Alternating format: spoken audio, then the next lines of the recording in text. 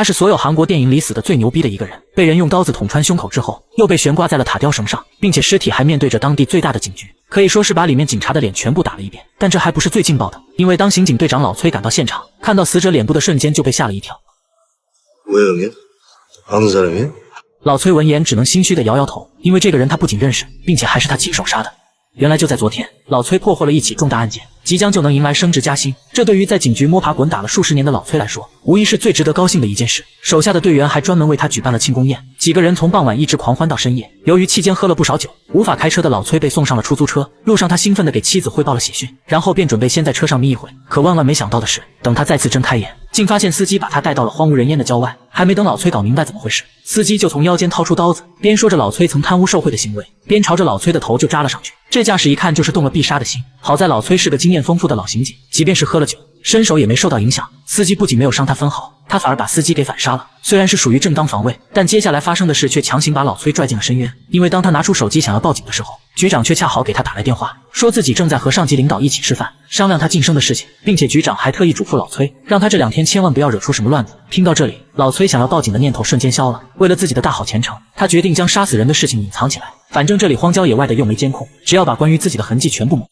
然后就把尸体扔在这里。等到被人发现的时候，早已不知是多久之后了。那时任谁都不可能查到自己身上。然而老崔还是把事情想简单了。这才过去了一晚上，尸体不仅被发现了，竟然还被挂在了警局门口。所以就算老崔的心理素质再强大，他此时也感到了前所未有的害怕。看着同事对尸体进行着各种检查，担心露馅的他再也坐不住了，赶紧开车来到案发现场。结果发现这里干净的就像什么都没发生过，这可真就奇了怪了，到底是谁把尸体挂到塔吊绳上的呢？与此同时，马哥在现场发现了一辆可疑的出租车，他赶紧让就近的阿伟上前查看。而阿伟在搜查的过程中，从后排座椅下找到了一个领带夹，并且这个夹子和昨晚庆功宴上同事们送给老崔的那款一模一样。不过他并没将此事告诉马哥，而是偷偷把夹子藏了起来。随后2人在后备箱发现了大量血迹，很明显尸体就是被这辆车运送过来的。但除此之外，法医并没在车内发现其他线索，这终于让老崔松了一口气。但很快他又陷入了焦虑之中，因为尸体被挂在警局门口的事太讽刺了。媒体记者纷纷抢着报道，给了警局相当大的压力，也把局长气得够呛。他命令老崔全权处理此案，并且要求3天之内必须破案。这无疑是给老崔出了个大难题，毕竟哪有自己抓自己的呢？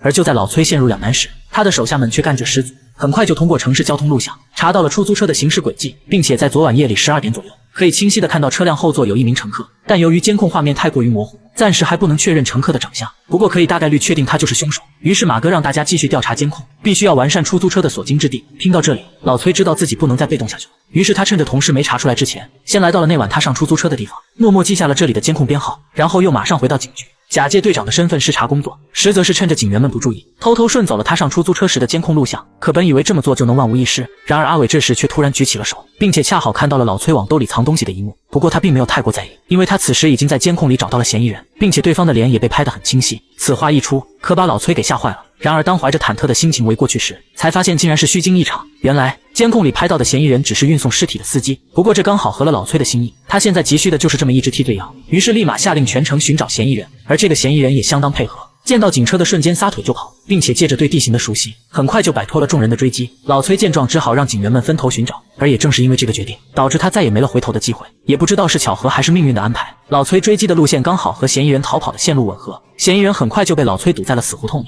见逃跑无望后，他就开始哭着喊冤，说自己根本就不是杀人犯，他见到那人的时候就已经死了，他只是收了另一人的钱，帮忙把尸体挂在塔吊绳上而已。可当老崔问是谁指使的他时，嫌疑人又突然发起了神经。 정치우자리 꺼져 이 씨발잡새야. 왜 갑자기 이 냄새놈 나타나서 괴롭히고 지랄이냐고. 나 안 죽였다고. 老崔当然知道不是他杀的，他只是想知道雇佣他的背后主使。不过此时对讲机里一直传来同事的声音，为了赶紧解除自己的危机，他也顾不上问对方是谁了，直接关掉腰间的对讲机，然后抬起枪对准了嫌疑人，准备让他背着凶手的罪名就此死去。嫌疑人见状也明白了老崔的意图，捡起木棍正准备做最后的挣扎，然而下一秒就被打穿了胸口。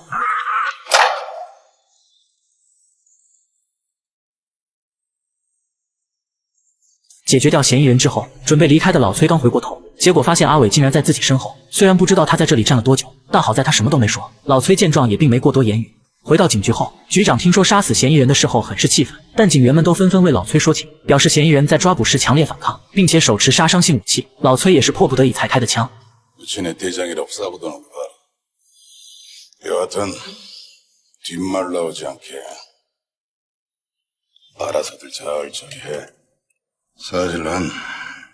이정훈 이놈이 죽었느냐 살았느냐 별 관심 없어. 이놈이 범인이냐 아니냐 그게 중요해. 난 이거 범인 확실한 거 맞지?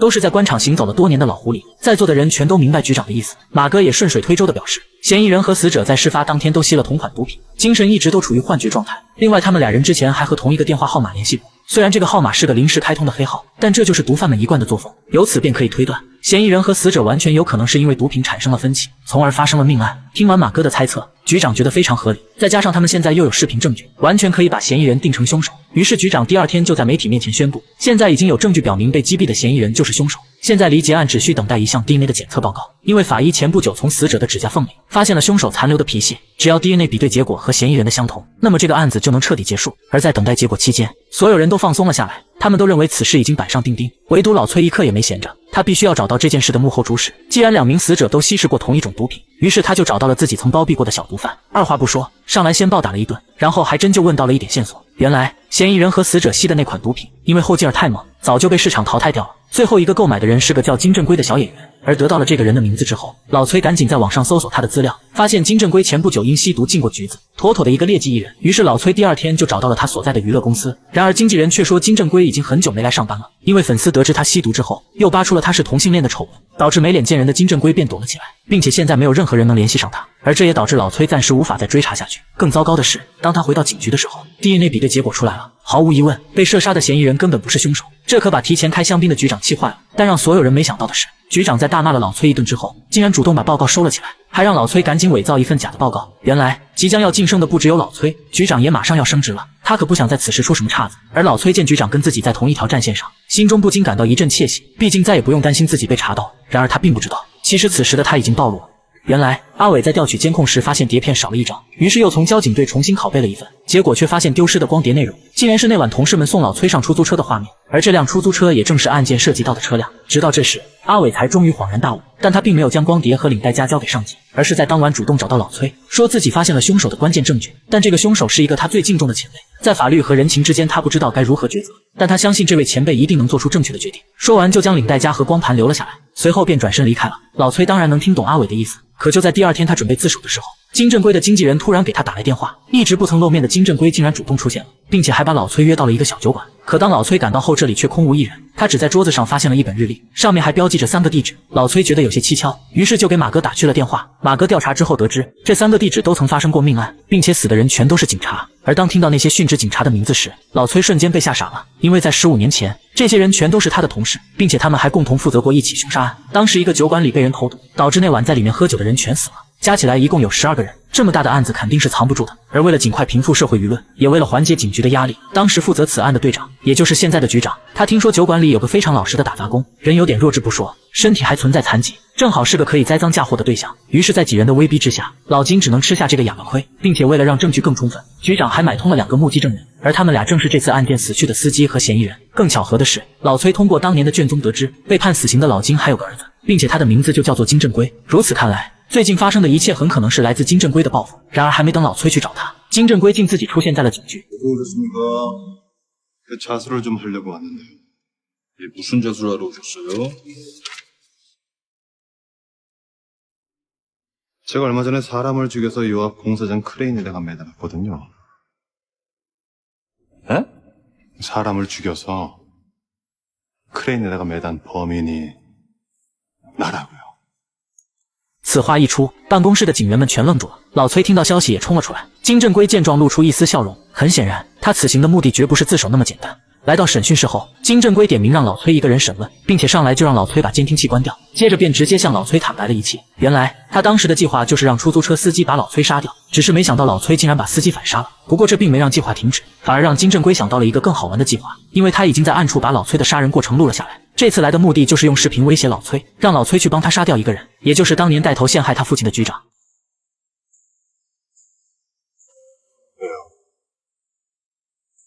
이미 둘씩이나 죽였으면서 하나 더 죽이는 게 뭐가 그렇게 더 어려워요.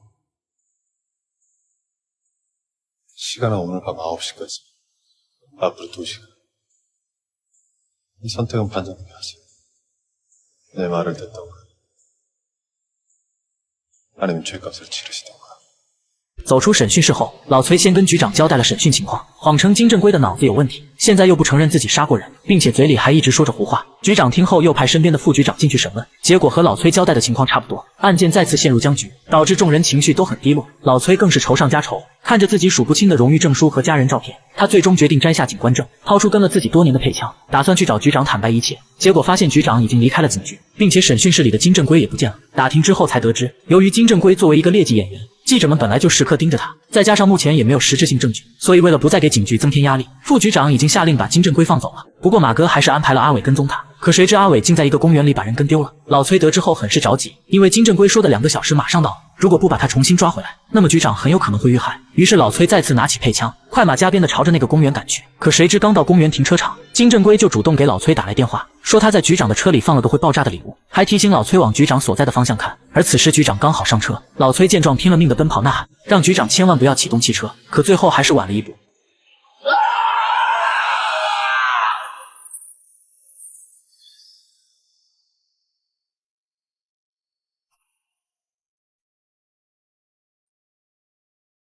局长被炸死之后，金正圭再次给老崔打来电话，要求他完成最后一件事情，就是寻找到当年那起案件的真凶，还他父亲一个清白。但老崔此时一心只想杀了金正圭，又怎会同意金正圭的要求？金正圭见状也不再废话，直接将老崔杀人的视频发到了警局。在众人震惊的同时，局长被炸死的消息也传了过来。副局长立马下令全城捉拿老崔，可唯独马哥没有行动，因为他总觉得这里面一定另有隐情，于是便开始查阅关于金正圭的详细资料。结果还真发现了一个惊天细节，当初老金被抓之后，他的儿子就被送去了领养院，但是马哥通过领养院提供的资料，得知金正圭被领养之后就改了名字，也就是说，现在的金正圭并不是真正的幕后主使。与此同时，愤怒的老崔一路找到那间废弃酒吧，金正圭果然在这里。可就在老崔要开枪的时候，金正圭竟然说自己就是个演员，这一切根本就不是他干的，他只是在帮自己的男朋友做事。 누구야, 이 새끼가! 반장님이 가르쳐줬다면서요. 동태. 그래요. 동태. 걔 이름도 원래 진규였는데 우린 아직도 서로를 진규라고 부르는데.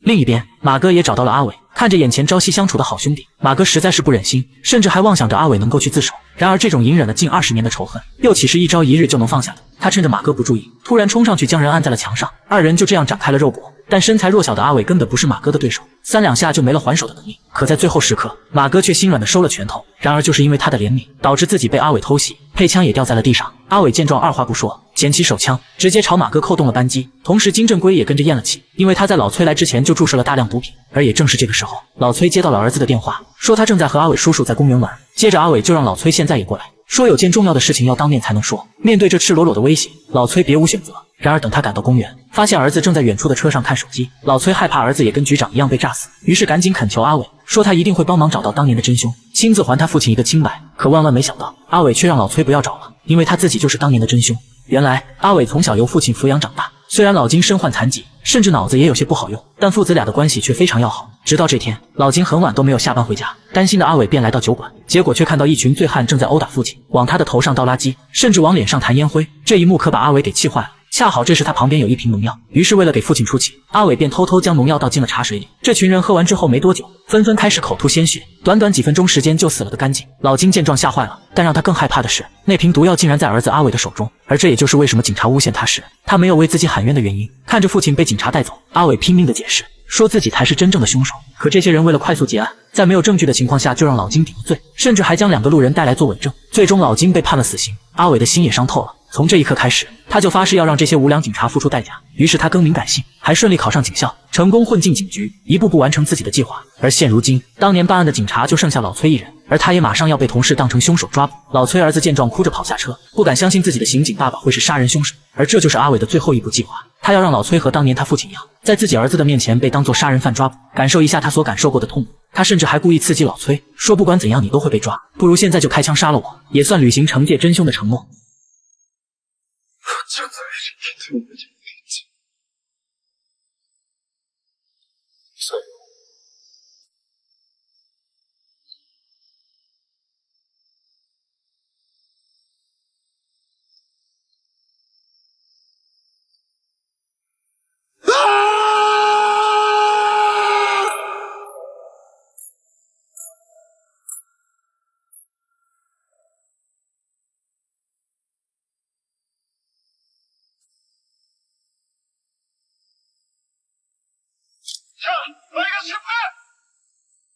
影片最后，老崔当着儿子的面被带走调查，阿伟也已经为父亲报了仇，更是没了活下去的意义。于是他掏出手枪，自我终结了痛苦又罪恶的人生。